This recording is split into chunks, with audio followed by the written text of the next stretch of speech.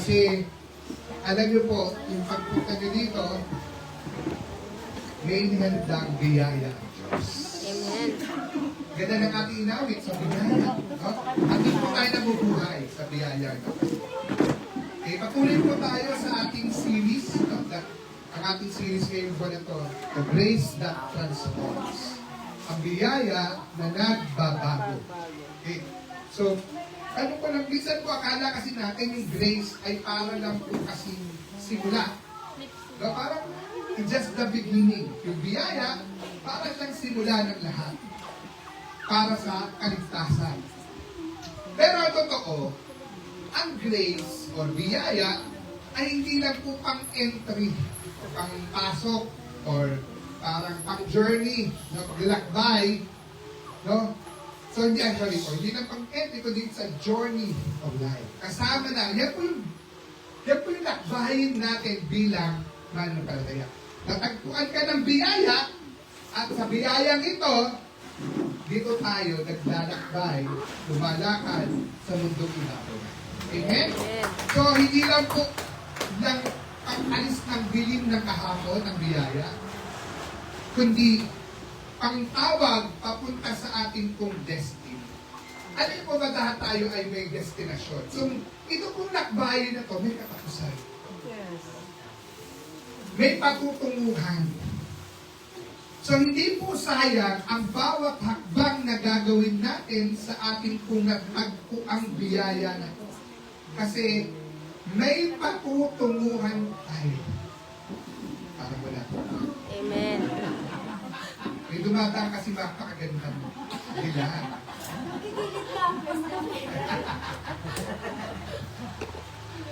Naiintindihan po ba natin? Ako nga po, ganda kasi ng damit. Napakaganda. Bagay na bagay. Blooming na blooming. Mapulambo. Naiintindihan natin. So, yung pong ito pa may ang yun po maganda. Hindi na tayo, parang di mo alam sa tayo, anong mahantungan nito?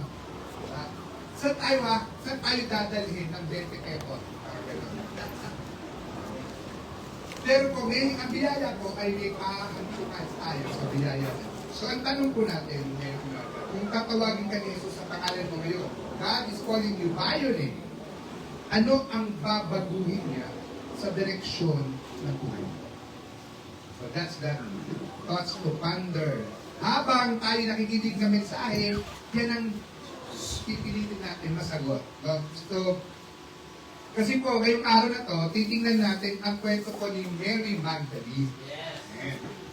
So, hindi lang po siya bilang footnote, hindi lang po, kundi si Mary Magdalene po ay isa sa patunay na ang Diyos natin ay extraordinary ka. Kasi yung po, mula po January hanggang December, wala po tayong pag-aaralan, kundi lahat ng magpapatotoo na ang Diyos ay extraordinary. Isa po ito, si Mary Magdalene. No? Kaya po, dahil extraordinary ang Diyos na ito, natagpuan niya, kaya po niyang gumawa ng extraordinary buhay o pamumuhay. Kaya yung tayo, kung tayo po ay nasa extraordinary Diyos, extraordinary din ang ating pamumuhay. Hindi pangkaraniwan. Dito sa katabi mo, hindi ka pangkaraniwan. You're not a common people. Totoo ba? I'm telling you the whole truth. Makinig po, listen to me. Listen to me. We are a peculiar people. Ano yung peculiar people? Binukod na tao. Natatangi. Ba't wala ko pinag-iwala? I'm telling you the truth. Nasa Bible po yun. Tinawag tayo ng Diyos bilang tao na isang natatangi. Binukod tayo sa iba. Kaya hindi tayo kapareho nila. Yes, you are special with Lechinan and ice cream. Okay, titignan natin. So, kaya po, mula po yan sa isang buhay na galing sa kadiliman. Okay, So ang sermon po natin ay Mary Magdalene from darkness to destiny. Okay? Mula sa kadiliman patungo sa isang destinasyon. Okay? So atin pong key verse ay dalawa. Basahin po natin. Tayo po lahat. Tayo tumayo. Come on guys! Bigyan natin ng paggalang ang pagbasa ng salita po ng Panginoon. At sabi natin sa Lucas 8:2, at ilang babaeng pinagaling niya sa masamang espiritu at sa kanilang mga karamdaman, si Maria na tinatawag na Magdalene mula sa kanyang 7 demonyo ang pinalayas. Sa John 20 verse 16, Maria, sabi ni Jesus, humarap siya, kanyang sinabi sa wikang Hebreo, Rabboni, nang ibig sabihin ay guro. Pinagpala po ng Diyos ang pagbasa ng kanyang salita, makakaupo na po tayo sa presensya muli ng Panginoon. Rabboni.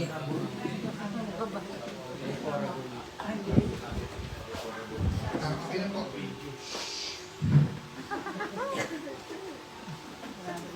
Okay.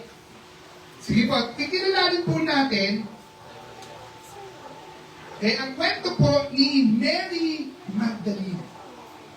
So, pangkaraniwan, I don't know, ito, pag sinabi, sino si Mary Magdalene? Anong idea nyo? Si Mary Magdalene ay isang babaeng Bayaran. okay, tabi natin. Common po yun. Common, hindi po siya prostitute. Okay, maintindihan natin. Iba po yun. Kasi common yan. Totoo to. Common, kasi yan yung alam po natin sa dati nating pananampalataya. Sa dati nating pananampalataya, pag sinabing Magdalena, Marilyn, kasi may kantang, Magdalena, yun, hindi po siya yun. Babae malaki pa, babae. Hindi po siya yun. Iba po itong Mary Magdalene na to sa Bible. Ibang-iba. So, itatama natin ang pagkilala kay Mary Magdalene kasi awang-awa po ko sa kanya. Pinagbintangan. Okay? So, si Mary Magdalene po ay isa po sa pinakamatapang at pinakatapat na babae sa buong Bible. Kahit po madalas siya ay di nabibigyan ng pansin. Okay? So si Mary Magdalene po ay nagmula po siya sa bayan ng Magdala. So meron nung araw, ang pangalan po ng bayan na kanyang sinilangan ay Magdala. Kaya Mary Magdalene. Kasi bayan po yun. So ang kaya po siya Magdalena. Magdalene, di ba? Para Pilipino, Philippines. O, nagigets. So yun po yung ibig sabihin ng Magdalene niya. Taga Magdala siya. Hindi po Magdalo, baka kala nyo, kasama sa Italianes. Hindi po. No? Ayon po sa Bible, siya ay pinalaya ni Jesus mula sa 7 demonyo. So siya po ay demon possessed ng mahabang panahon. Walang nakakakapit sa kanya. Isipin nyo, 7 demonyo ang naninirahan sa kanyang katawan. So, alam niyo, pag na-possess, alam niyo naman yun, di ba? So, ibig sabihin, may mabigat siyang pinagdadaanan. Emosyonal, spiritual, at marahil panlipunan. Kasi bakit?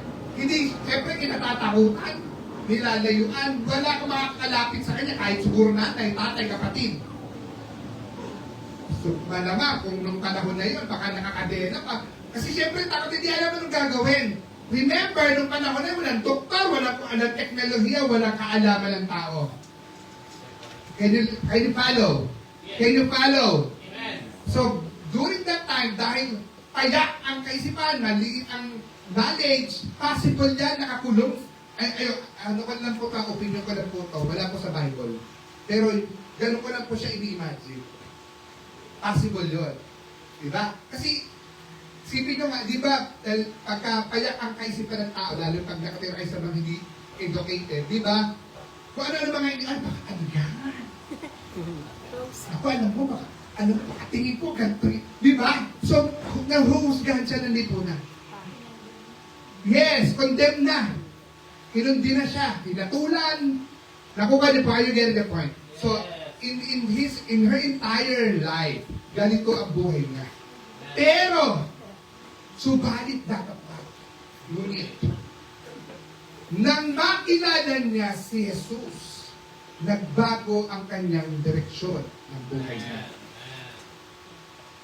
Hindi siya tinandaan ng Diyos bilang sa kanyang nakaraan.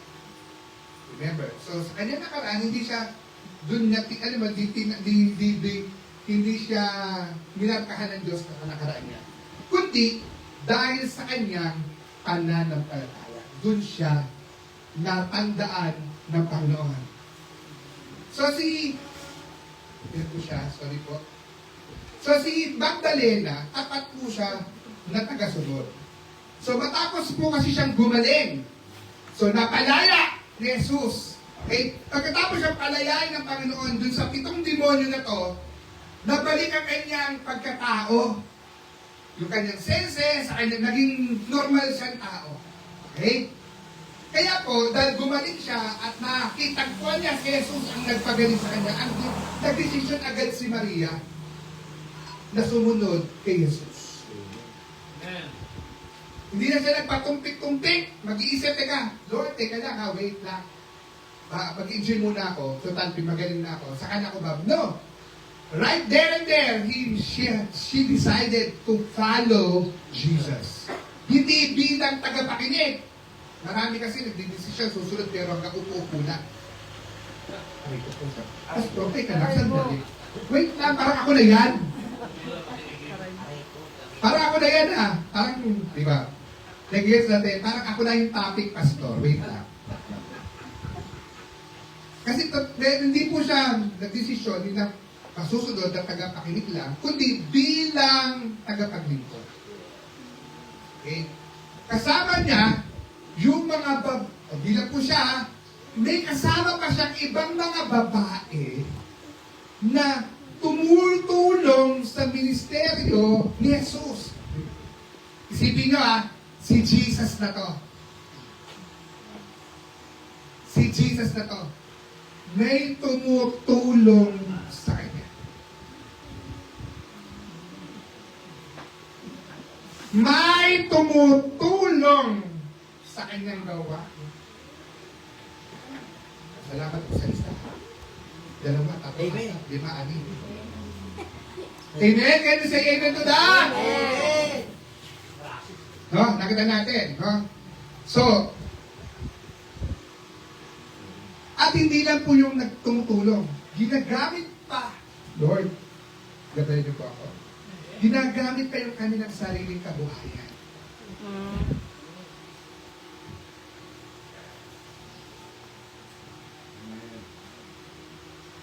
Yung kanilang income, pinapagamit sa paglilingkod ni Jesus.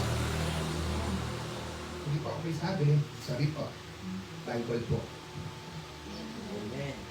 So habang marami pong alagad, no, ang tumalikod ng mahirap na sitwasyon, nandun si Mary. Kasi po, nung dumating yung panahon, yung mga alagad ni Jesus, nagpakbuhan.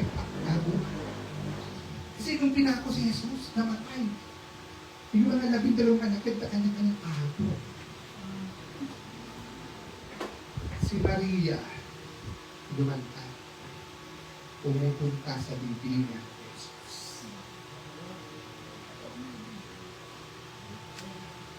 Nakukuha niya? Nakukuha natin? Kaya sabi ko sa inyo, matapang. At tapang ka babae. Nakuha natin kasi habang na yung mga alagad, di ba? Kasama sina Petros, lahat sila nakatago. Kasi alam nila, baka sila yung parang si Bato. At pakikat po. Naintindihan natin. Are we getting the point? Are we getting the point? So, kasi po, dun mismo sa paanan nito ng krus. Dun mismo si Kristo nakapako doon sa krus. Hindi umalis si Mary Magdalene. Amen. Nakatayo siya roon, nasasaktan ang puso, pero hindi sumusuko kay Jesus. Amen. Ang tunay na pag-ibig kay Kristo ay nananatili kahit masakit ang itong nararamdaman. Amen. Tatayo at tatayo ka para sa Kanya. Amen. Pero sa inyo ito dahil.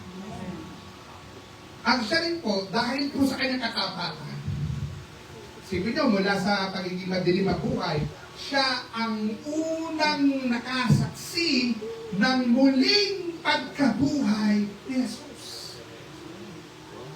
Ito ang pinakamatinding bahagi ng kwento ng kanyang buhay. Kasi sa umaga na muling pagkabuhay ni Jesus, si Maria Magdalena, hindi po siya patotot, siya kulang ay napalaya demonyo. Tama po? Ang unang pumunta sa libingan. Siya rin ang unang nakakita kay Jesus na buhay na nga muli. At hindi lang yun. Teka, at hindi lang yun ka. Siya ang una rin inutusan ni Jesus na magbalita.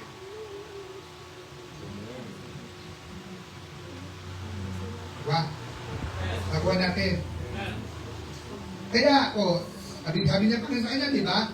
Sabihin mo sa akin mga kapatid, isipin niyo isang babae, isang dating sugatan, ngunit pinili ng Diyos na maging unang saksi.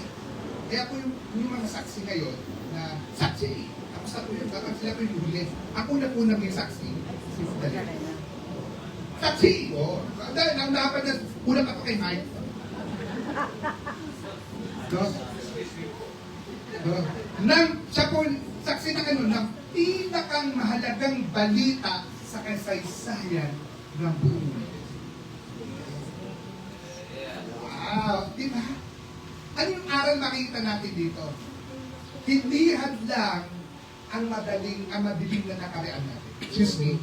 Are you listening? Yes. Kaya anuman dilim ng iyong kahapon, anuman pangit ng iyong nakaraan, anuman yung pinagkagawa mo noon bago mo natagpan si Jesus, anong klaseng buhay meron ka, kapatid, hindi yan magiging hadlang para hindi ka gamitin ng Diyos.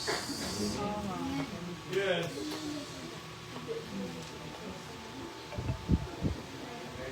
Amen. Nabigyan niyo pa. Ang katapatan ay mas mahalaga kaysa katanyagan. Okay? Ang taong tahimik lang magmahal. Hindi mo parang simple lang, ang sa background lang, no? Pero mas madalas po binibigyan pa ng Panginoon ng pinakamalaking tiwala kaysa doon sa napaka-flawed, ano yun? Talagang pinagmumukha mo ka talaga. Hindi talaga mga tapat sa ito. Sa'yo lahat. O, di ba? Pero yung mga tahimik lang, yung parang mga nasa likod lang, tapos pero tapat sa Diyos, nagmamahal, mas pinagkakatiwala ng Diyos. Amen! Kaya kasi, may tapos lang ito na. Alaga lang ha. Siya ang unang, natin, inutusan ni Jesus na magbalita. Di ba? Kung saan ka man galing, kapatid. Kung saan ka man galing, o dyan lang, o dito, o sa St. Atos, kung saan ka man galing. Anong pinanggalingan mo, pwede kang gamitin ng Diyos kung saan ka, kung saan niya gusto. Amen? Can you say amen to that? Amen. So now let's go to point 1. Hindi pa tayo tapos, introduction pa lang, wait lang. So, grace frees us from deep darkness. Sabi po sa, basahin na po natin dyan, no? Binasa natin ito kanina sa Lucas 8:2. Isa sa kanila, si Maria na tinatawag na Magdalena, na 7 demonyo ang pinalayas sa kanya. Mga kapatid, pansinin natin, hindi sinabi ng Bible, medyo nahihirapan lang si Maria. Tigisin natin. Observe natin, ha? Hindi rin sinabi ng Bible na may pinagdadaanan si Maria. Ang sabi sa Bible, malinaw, itong demonyo ang pinanaya sa kanya. Ilan? Eh baka isa ka lang, di ba? Grabe, 7. Alam niyo po, hindi isa, hindi dalawa, 7. Sa Bible po, ito po yan. Listen to this, guys. Sa Bible, pag sinabing 7 o 7, hindi po yan, hindi kay Ernie Barón na 7. No, hindi po yan. Pag sinabi pong 7 sa Bible, it's a complete, absolute, complete, ganap. So, sabihin na natin, pag 7 demonyo, ibig sabihin, ganap na walang buong pagkatao na. Walang kapahingahan, buo! Wow! So, you're getting that point now. No? So, fullness, ibig sabihin, buong pagkagapos ni Maria. Wala talaga siyang, wala na. Tari, buo yung pagkagapos niya. So, hindi partial. Kaya ang problema ni Maria, hindi partial. Yung symptoms lang, parang sumusumpong-sumpong lang. Hindi ganon. Araw-gabi. Mula Lunes hanggang Linggo. Buong taon. Pati bagong taon, mahal na araw, walang holiday. Wow. At pansinin niyo po, no? Hindi po pakibabaw yung issue. Malalim, mabigat. At pansinin niyo, hindi na pinangalanan ng Bible kung sinong demonyo. O anong klaseng demonyo yun. Basta binilang. Para sinasabi ng Diyos, hindi kailangan, hindi mahalaga kung anong pangalan ng kadiliman na meron ka. Ang importante, kung sino ang nagpalaya. Amen. Alam niyo minsan ganyan po tayo. Minsan hindi ganyan po tayo, mga kapatid. Hindi natin masabi kung ano talaga ang problema natin. Pagod, pero di mo alam kung bakit. Galit ka, pero hindi mo malinaw ang dahilan. Basta parang may takot ka, may bigat sa puso, may guilt sa puso, may kahihiyan, pero hindi mo malabel. Ano pa talaga? Hindi ko maintindihan sa sarili ko. Hindi ko maintindihan ko. Ganyan tayo. Parang basta alam mo lang, sa sarili mo, hindi ka buo. At minsan sinasabi natin, well, ganito talaga siguro. Ito na ako eh. Nung pang bata, ganito na ako. Ganito na talaga ako. Wala na akong magagawa. Ito ako. This is my life.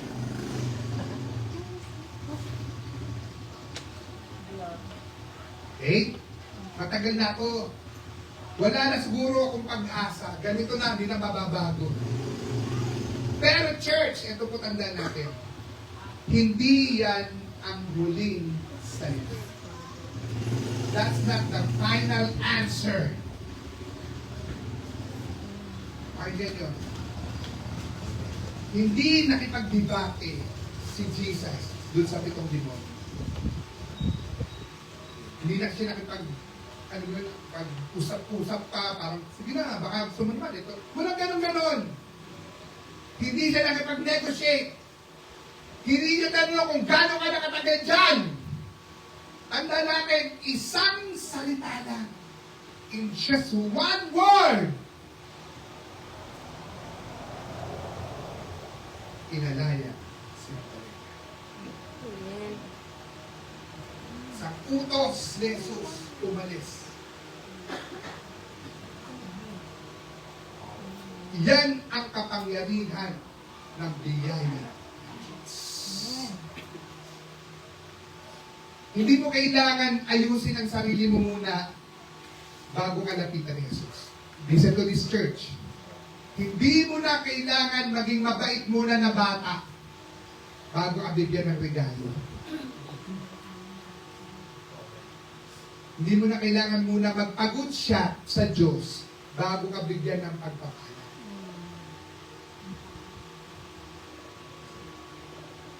Si Jesus ang aayos sa iyo kapag lumapit ka sa Kanya. Gusto niyo maayos ang buhay niyo?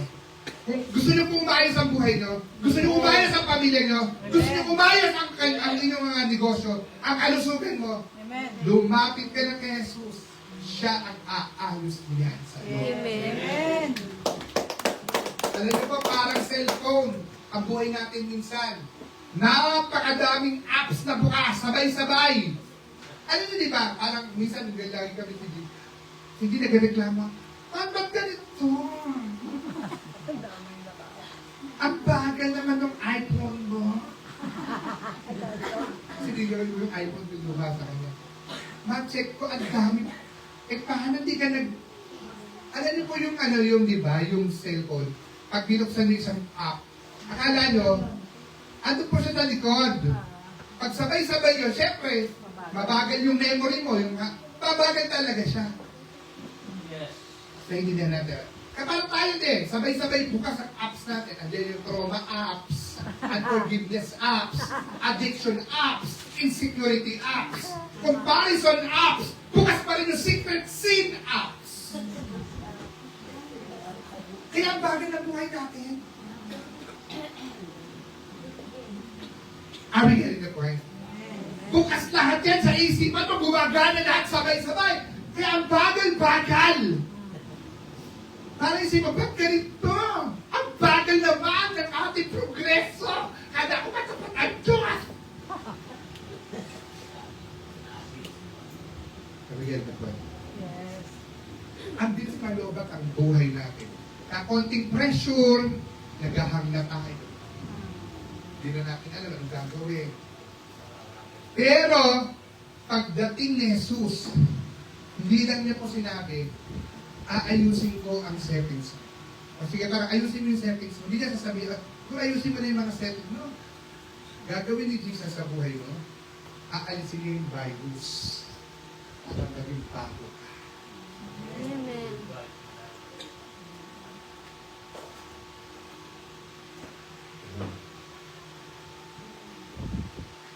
At para po malinaw, tandaan po natin, hindi po ito parang si Beyonce, 7 problems.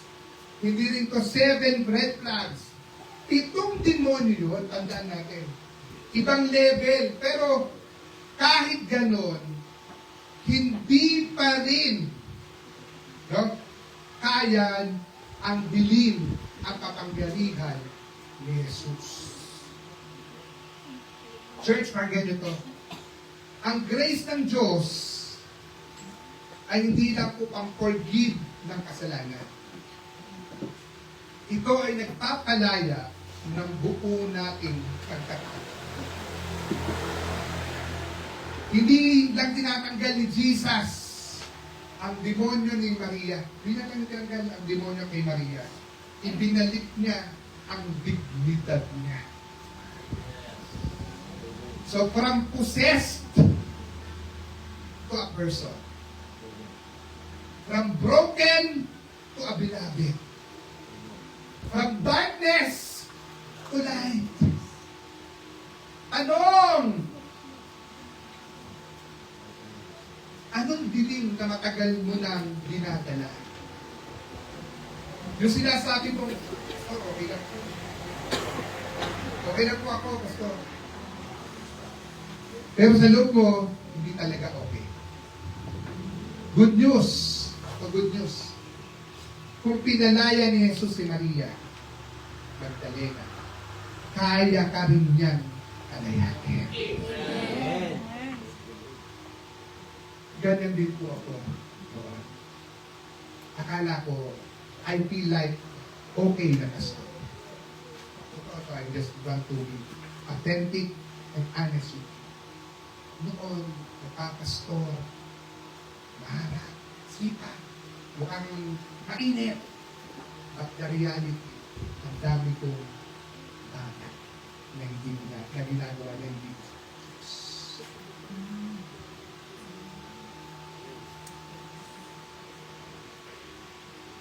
Kaya nung hinarap ako ng Diyos sa katotohanan, I realize, napakalaki pala ng grace ni Lord sa akin. Amen. Hindi pala sa sipag, hindi sa dami ng ginagawa, hindi sa dami ng alam, hindi sa dami ng mga commitment sa church, sa laki ng pag-ibig ng Panginoon na nararanasan mo sa buhay. Amen.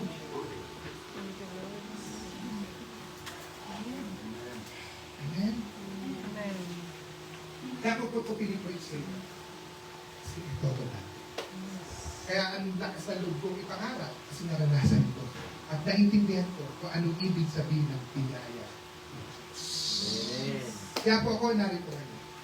Papatuloy, pastor pa rin, hindi po dahil qualified ako. Kaya lagi ko sasabi sa akin, lagi ko sasabi sa inyo, hindi po ako magaling. Hindi po ako magaling. Hindi po ako mabuti. Ang Diyos lang ang mabuti, kaya nakagagawa ko. Amen.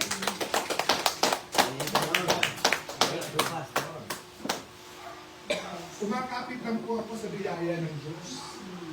Umakapit lang ako dun sa kabutihan ng Panginoon sa buhay ko. And that's how, yun po yung gusto kong maintindihan ng lahat. Na ang Diyos po natin, okay na mabuting Diyos. Mabuti po ang Diyos ka. Kapag pinalaya ka ng grace, alam niyo po, tandaan niyo po ito, no? Kapag pinalaya ka ng grace, hindi ka lang pinalaya na maging okay. Okay? Pinalaya ka para tawagin ng Diyos. Pinalaya ka ng Diyos para gamitin ka ng Diyos. Kaya hindi tinapos ni Jesus ang kwento ni Maria mula nung siya ipinalaya sa 7 demonyo.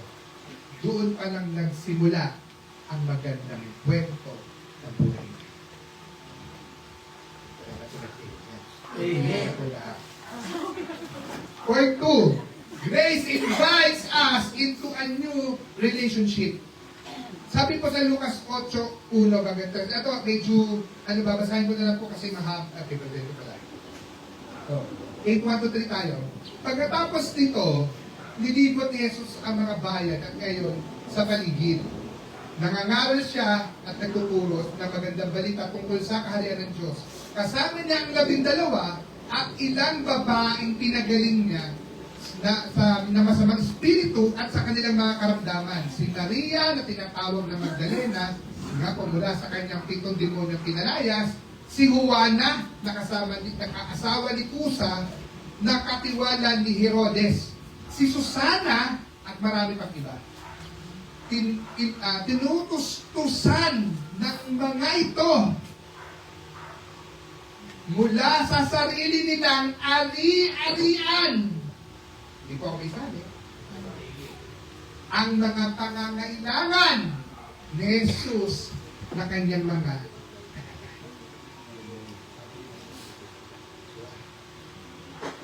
gusto ko maintindihan natin yung kwento na.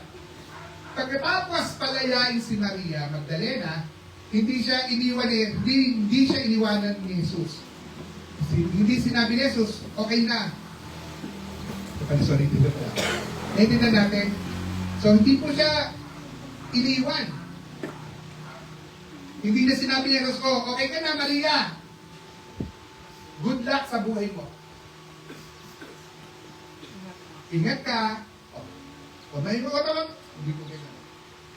Hindi rin sinabi, balik ka na doon sa normal mong ginagawa. Yung sabi mo, kailangan, balik ka na.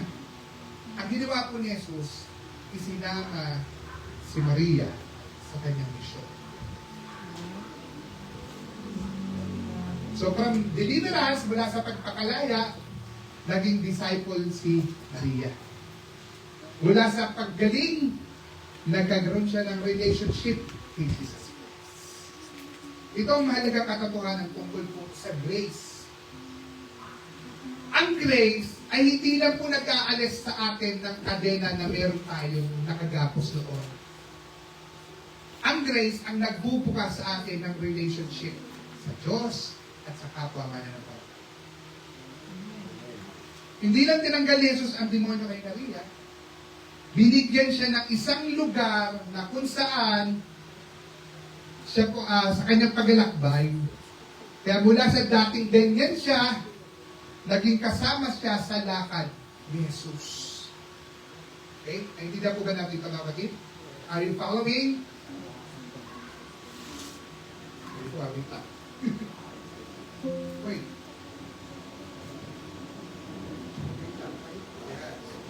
Sorry po. Ito po gusto ko maintindihan natin. Anong kahalagahan ng sinasabi ko? Kasi sa kultura po ng Hudyo, listen to this is very important. Very important po ito. Sa kultura ng Hudyo noon, sa kultura ng Hudyo noon, tandaan natin, ang rabbi o rabbi o raboni o guro, ang bawat guro ay may alagad. Pag ikaw ay rabbi o raboni, sa Hebrew kasi raboni, sa English ay rabbi. Okay? O sa Tagalog, rabbi. Lahat sila ay may mga alagad. Pero sa kultura noon, hindi pwedeng babae ang alagad. Kailangan lalaki. Kaya mapansin natin, si Jesus, when He chose His disciples, 12 men, lalaki, walang babae. Kasi nga, noon, pag babae ka, hindi ka talaga binibigyan ng halaga. Walang posisyon, hanggang bahay ka lang. Ganun po ang kultura ng mga Hudyo. Pero si Jesus, binago niya. Binago niya yung pattern. No? Kasama sa kanyang paglalakbay, sino-sino? Kasama niya yung mga mangingisda. Kasama yung dating mga makasalanan. At mga kababaihan. Hindi po side characters. Hindi assistant lang ang mga ito. Yung mga babae, hindi basta assist lang. Parang taga-pamparami lang. Hindi po gano'n. Mga babae,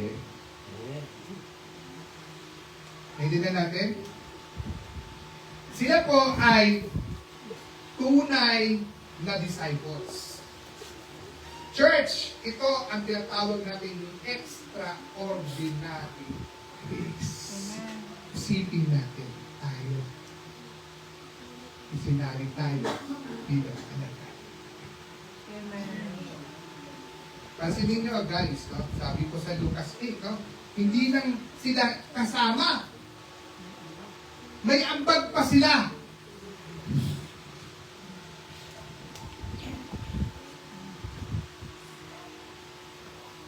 Sila ang tumutulong sa gastusin. Ibig sabihin, hindi sila spectators. Ano yung spectators? Yung taga-masidlang, ano ko na ngayon? Ano pala ginagawa mo? Meron pala ka ng gano'n. Kumahayos sila.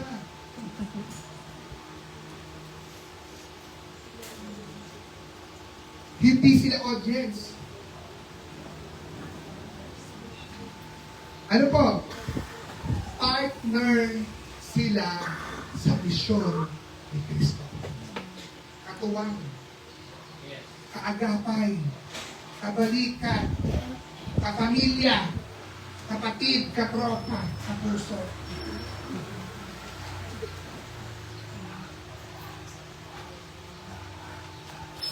Naintindihan po ba natin?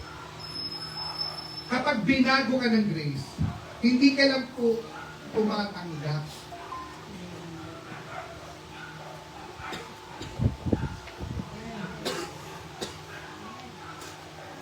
Ini-involve ka.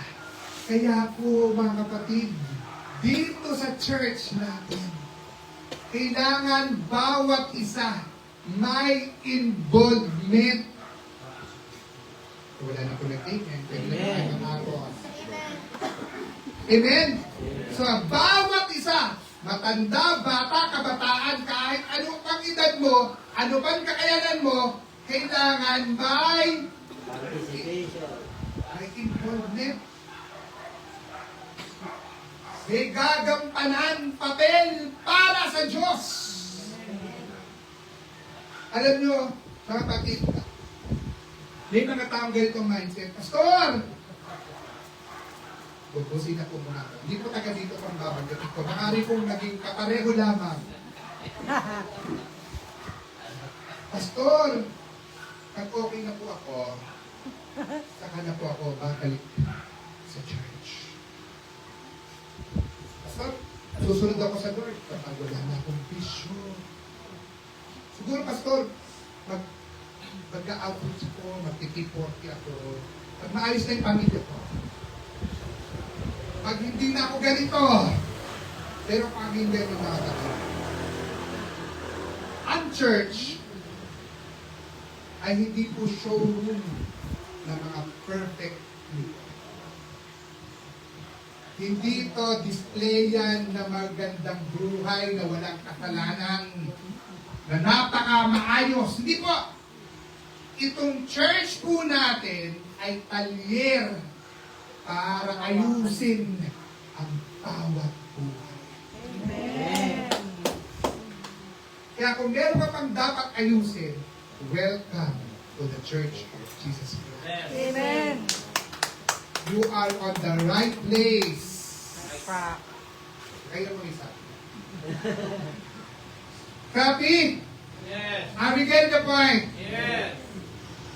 Dito, aayusin tayo ni Jesus. Yes, Lord. Sa Christian life po kasi, mga kapatid, hindi ka po inayahan ni Jesus kapag okay ka na. Inaanyayahan tayo ni Jesus para ikaw ay ayusin niya. Kaya kung ikaw ngayon, ikaw ay bagong laya sa dating buhay, so piling mo nagbabalik ka ulit, bagong pagbabalik mo ito, o pakiramdam niyo po, mga kapatid, hindi ka karapat dapat na nandito. Ito ang sinasabi ng grace sa atin. Lumapit ka, sumama ka, lakad tayo pareho. Yes, Lord.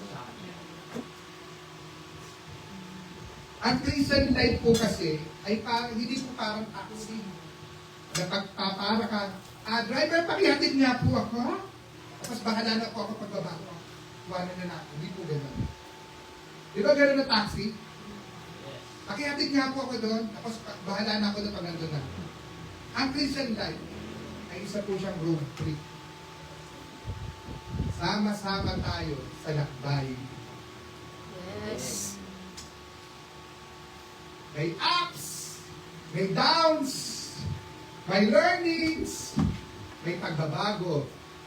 At ito ang pinakamahalaga. Sa bawat, nasan ka man ngayon, nasa ups ka, nasa downs ka, nasa changes ka, whatever.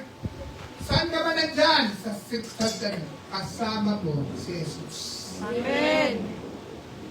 Even to the lowest of your lows, kahit hindi, yung ina-expect mo mga kapatiran na to, pag nandun ka sa parang ikaw yung nagkamali, nababagsak ka sa isang pagkakasa, parang feeling mo, hindi ka nila tanggap.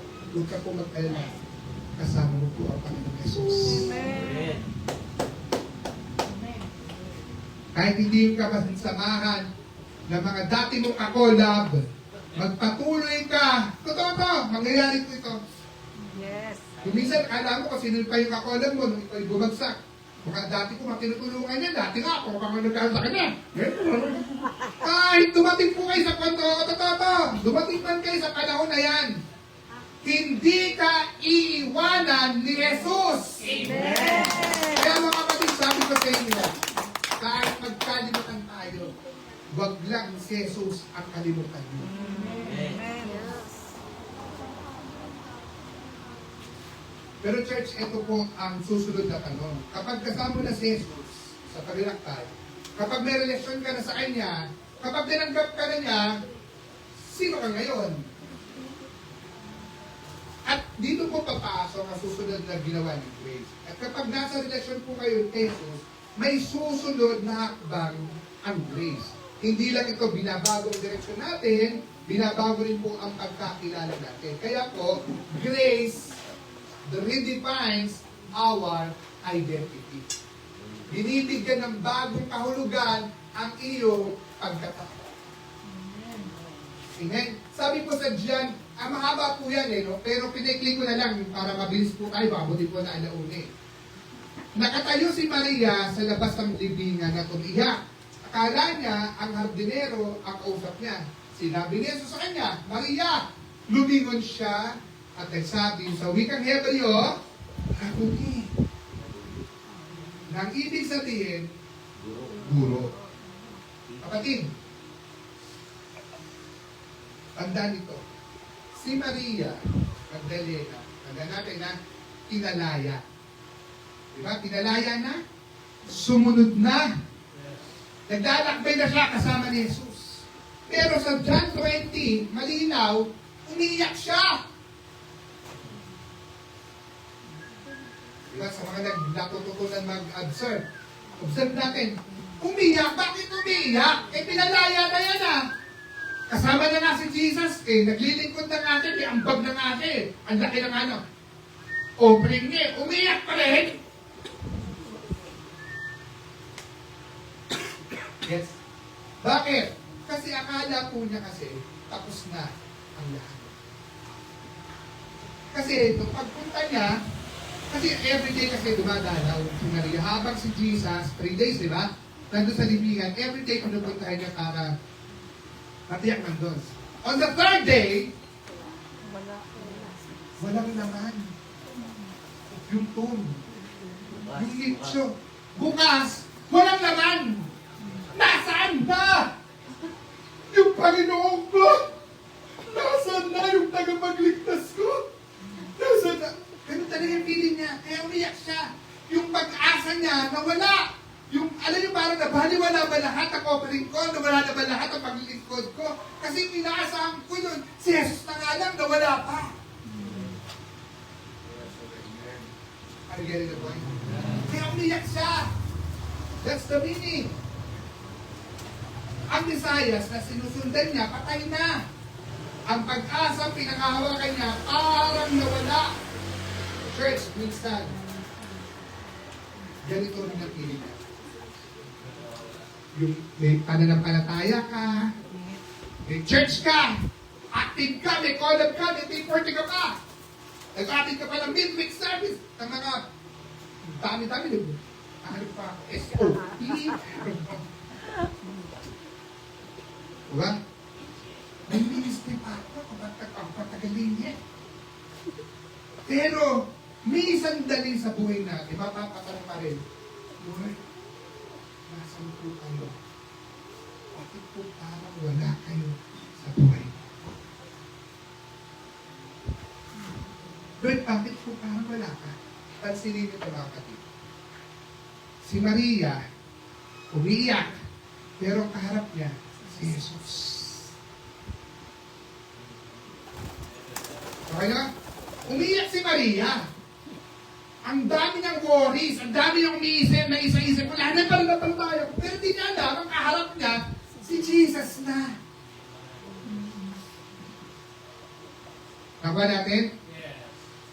Hindi niya kasi nakilala. Bakit hindi nakilala si Jesus? Tanungin natin. Observe tayo. Bakit?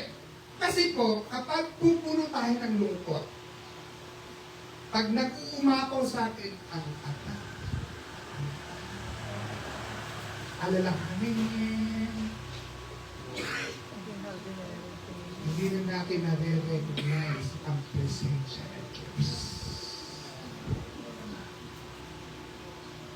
Mas malakas na ang sinasabi ng sarili mo, na problema mo, ng mga pangangailangan mo, kaya sasabihin ng basa mo sa FOA.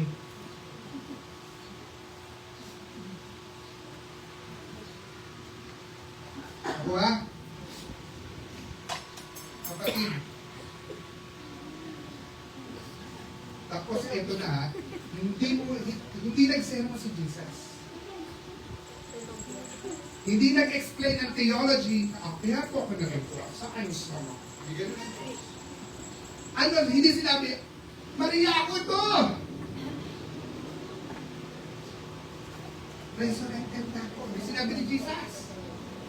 Ano ginawa niya? Isang salita lang ang binitawan ni Jesus kay Maria. Ano sabi niya? Maria. Maria.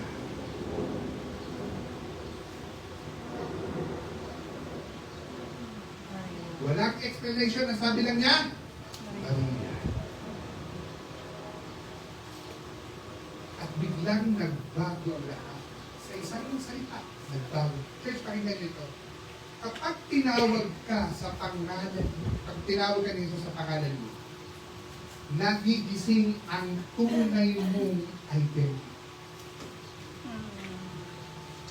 Kaya mahalag, alam nyo, kaya habang tayo may problema, hayaan natin magsalita si Jesus.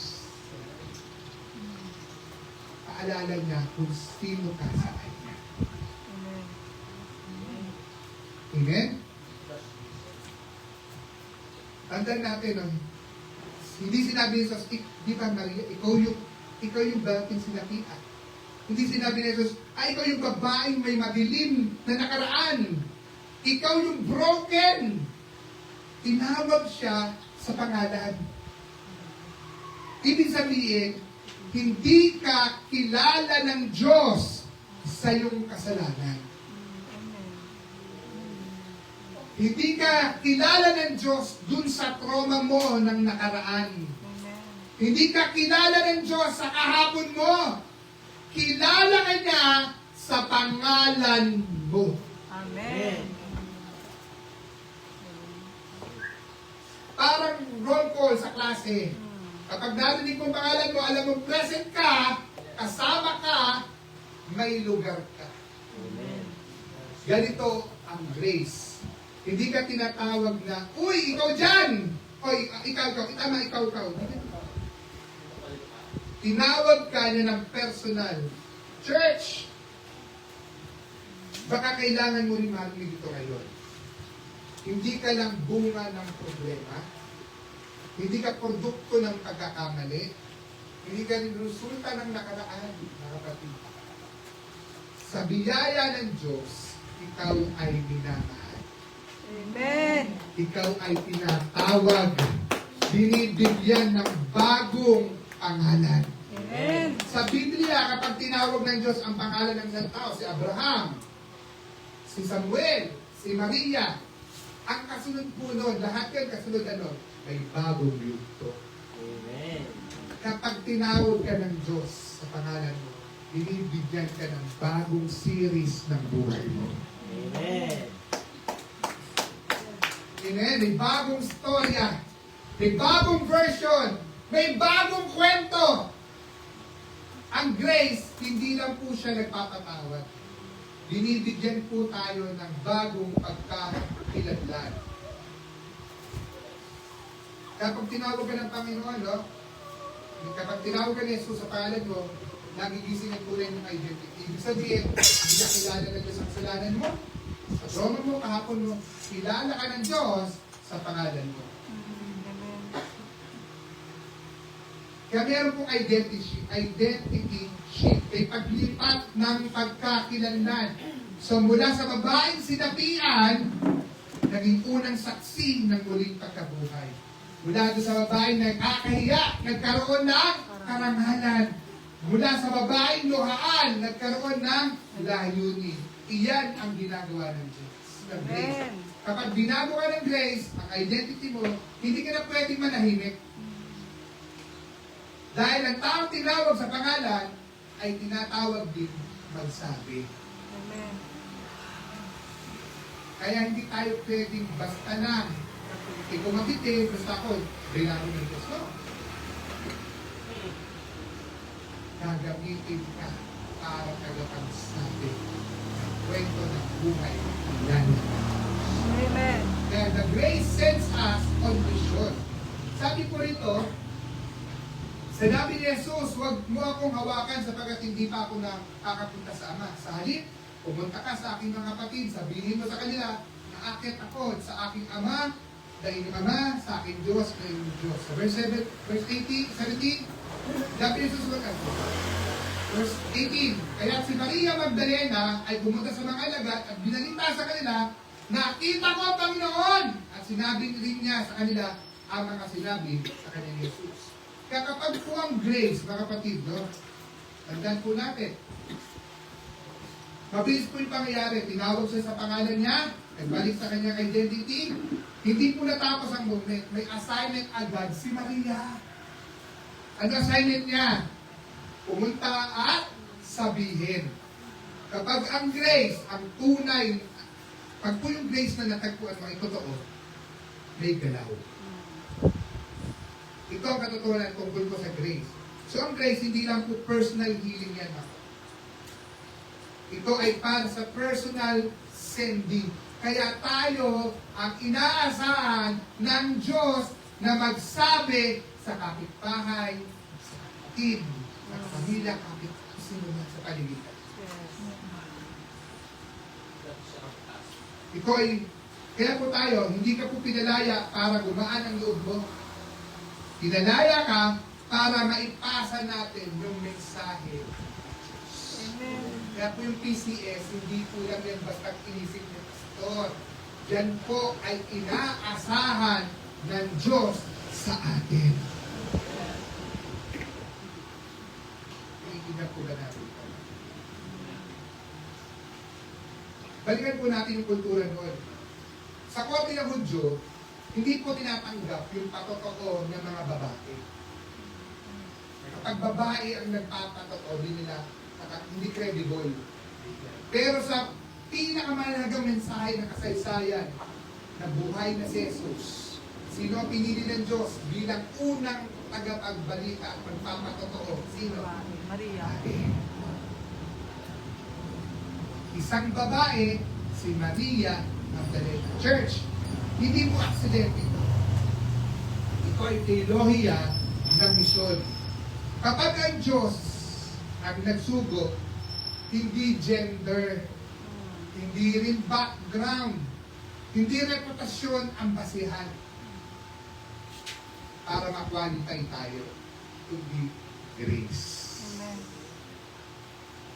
Kahit ano ka pa, kahit anong natapos mo, kahit no read at no write ka, hindi yan ang basihan ng Diyos para gawin. Yes. Parang ganito yan. Kapag may magandang balita, hindi mo yan tinatago. Proud. Baka naka-post pa agad. Naka-send to all. Sa lahat ng group chat, lahat ng alam mo, kahit wala silang pakialam sa binabalita ko. Balita. Nakatag ka. Maganda eh. Hindi mo sinasarili, binabalita mo. Kapag nanalo ka sa raffle, Tago. naka-release. Pero pag loto, Talaga. tago pag loto. Hindi katahimik. Kung may good news sa pamilya, pinopost mo agad. Yes. Bumili ka lang ng luncheon meat. Naka-luncheon meat kami. Loto na lang. Okay, gets? Pero ang tanong, bakit minsan tahimik tayo sa pinakamagandang balita? Yeah. Mali dapat. I-share dapat. Hindi natin ma-post ang answer prayer.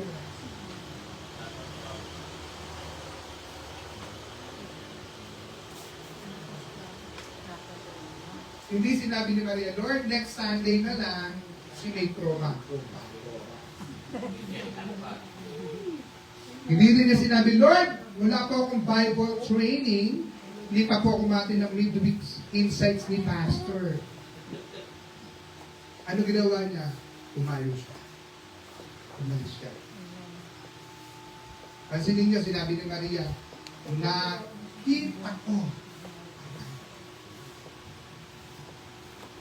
Hindi niya sinabi, At teka, mga kapatid, meron akong pang 10-point sermon para sa inyo. Oh. Hindi rin sinabi ng Greek. Ano ba ang Greek word? Sabi ni Pastor, ito. Simple lang. Personal encounter. Ang kanyang karanasan, personal na enkwentro, naging public testimony. Kung ano ang natagpuan mo sa SOAP mo, Yun lang. bakit hindi mo ipag-post? Kaya po tayo nagagabay kabuha. Yan po ay mga SOAP natin sa araw. Mga nakuha ko, pupost ko. Kasi yun ang pinakamagandang balita. Amen. Amen. Amen. Can we say amen to that? Amen. Kapatid, ito po yung, ang tanong po kasi hindi po, handa na ba ako? Hindi po yung tanong. Ang mas tamang tanong ay, pinagdadaanan ko ba ang grace ng Diyos? Kung oo, ikaw ay isinusubo ng Diyos. Sa bahay, sa trabaho, sa kapitbahay, maging sa social media. Baka akala mo, Pastor, ikaw nagagawa mo kasi pastor ka, ako di naman ako preacher. Ikaw, pastor ka eh. Pero church, hindi ka tinatawag para mangalan. Tinatawag ka para magpatotoo. Simple lang ang gusto ng Diyos sa atin. Patotohanan natin na totoo ang Diyos na kinikilala. Amen. Kasi marami pang hindi nila alam na totoo ba talaga sa Jesus. Tayo niligtas para maging patunay at totoo. Amen! Amen. Ang patotoo, walang nakakatalo. Walang makakadibakse. Walang makakabashame nyo dyan. Kasi minsan isip ka, basta baka i-bash ako ng mga... No! Hindi nila pwedeng kontrahin yan. Bakit? Karanasan mo yan. Amen. Hindi pwedeng kontrahin ng kahit sino ang isang karanasan. So kung nararanasan mo ang Panginoon sa buhay mo, huwag ka matakot ikwento sa iba dahil wala makakakwento sa iyo. Amen. Yan sa inyo ko tayo. Amen. At tandaan natin mga kapatid, ang grace nagpapalaya, ang grace na nagbibigay ng identity, ay siya rin grace na nagbibigay sa atin ng misyon. Pero paano magawa ito araw-araw? Hindi sa sarili natin lakas, kundi sa kapangyarihan ng Diyos, patuloy na gumagawa. Tatandaan po natin ito mga kapatid, the Holy Spirit empowers us for God's mission. Sabi sa John 20:22, tanggapin ninyo ang Espiritu Santo. Ang Espiritu Santo ang ating pong lakas. Hindi kaya gawin ang mission ng Diyos sa lakas ng tao. Ito na gagamitin natin, yung alam lang natin. Hindi mo talaga kaya. Marami na sabi, Pastor, ang hirap naman kasi. Kasi baka ang ginagamit mo, yung sarili mong lakas. Yung sarili mong alam. Para kung sasakyan, may direksyon, may driver, pero kung wala pong gasolina, hindi po yan aandar. Ang Espiritu Santo ang ating pong lakas. Kaya mga kapatid, balikan natin. Grace did her, grace invited her, grace defined her, grace sent her, the Spirit empowered her, at kung ginawa ng Diyos, ito kay Maria Magdalena, ikaw din, no? Kaya rin niya pong gawin ito